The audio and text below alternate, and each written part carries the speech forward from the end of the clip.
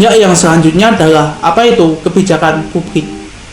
Kebijakan publik ialah sejumlah manusia yang mempunyai kebersamaan, harapan, sikap, harapan, perasaan, berpikir, serta suatu tindakan yang bersih dan benar berdasarkan nilai dan norma yang berlaku.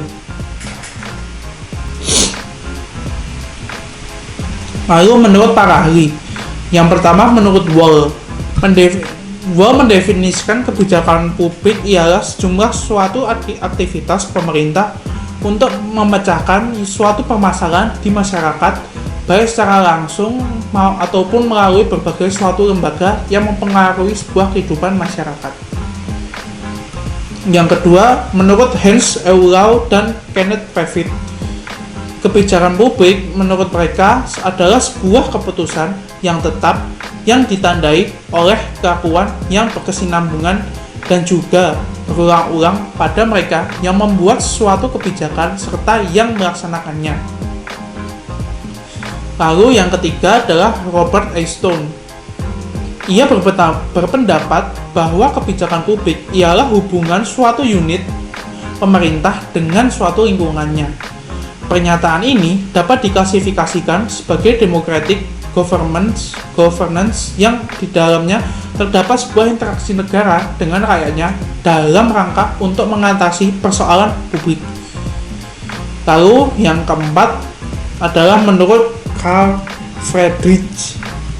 Kebijakan politik menurut Carl Friedrich adalah suatu usulan arah tindakan atau sebuah kebijakan yang diajukan oleh seorang kelompok ataupun suatu pemerintah guna untuk mengatasi hambatan atau memanfaatkan sebuah kesempatan pada suatu lingkungan tertentu dalam rangka dalam mencapai suatu tujuan ataupun merealisasikannya pada suatu sasaran.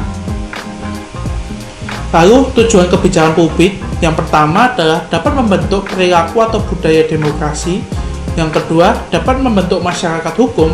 Yang ketiga, dapat membentuk masyarakat yang bermoral dan berakhlak mulia. Yang keempat, dapat membentuk masyarakat madani.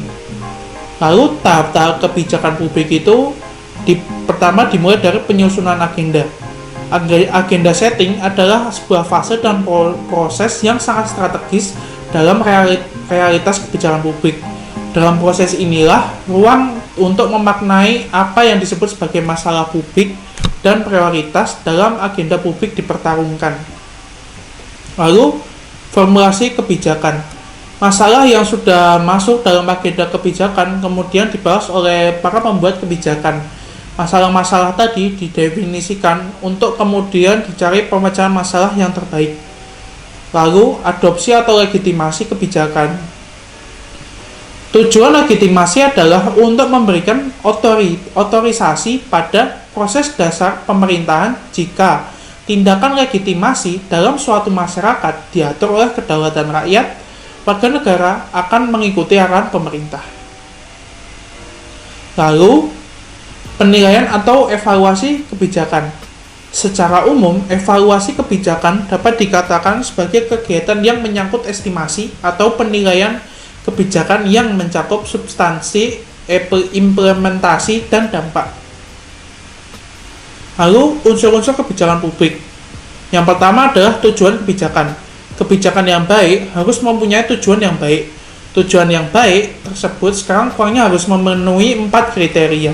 Yang pertama, apa yang diinginkan untuk dicapai. Yang kedua, bersifat rasional atau realistis. Yang ketiga, jelas. Yang keempat, berorientasi ke depan. Lalu selanjutnya adalah masalah. Masalah merupakan unsur yang sangat penting dalam kebijakan. Kesalahan dalam menentukan masalah secara tepat dapat menimbulkan kegagalan total dalam seluruh proses kebijakan. Jadi, kalau suatu masalah telah dapat diidentifikasi secara tepat, maka ini berarti sebagian pekerjaan dapat dianggap dikuasai. Lalu tuntutan. Secara umum sudah diketahui bahwa partisipasi merupakan indikasi dari masyarakat maju. Partisipasi itu dapat dibentuk dukungan, tuntutan, dan tantangan atau kritik. Seperti halnya partisipasi pada umumnya, tuntutan dapat bersifat moderat atau radikal.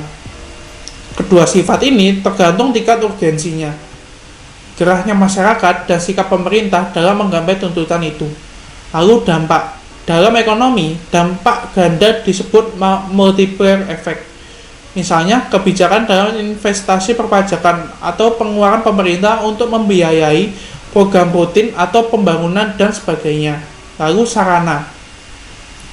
Suatu kebijakan dilaksanakan dengan menggunakan sarana yang dimaksud. Sarana tersebut antara lain berupa kekuasaan, insentif, pengembangan kemampuan, simbolis dan perubahan kebijakan itu sendiri.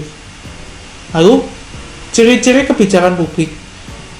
Yang pertama adalah kebijakan publik ini dilaksanakan oleh seorang aktor.